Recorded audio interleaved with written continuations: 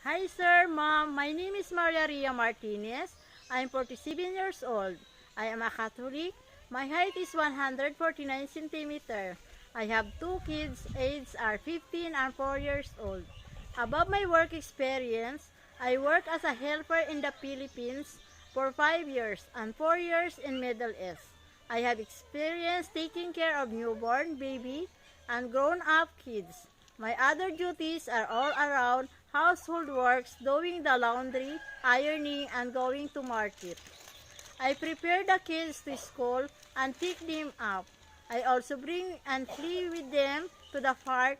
I teach them how to behave properly and be respectful to others.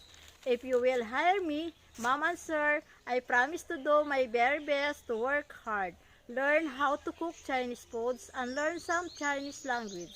I am a fast learner. I am looking forward to work for your family and a long-term period. Thank you so much and God bless. I hope to see you soon.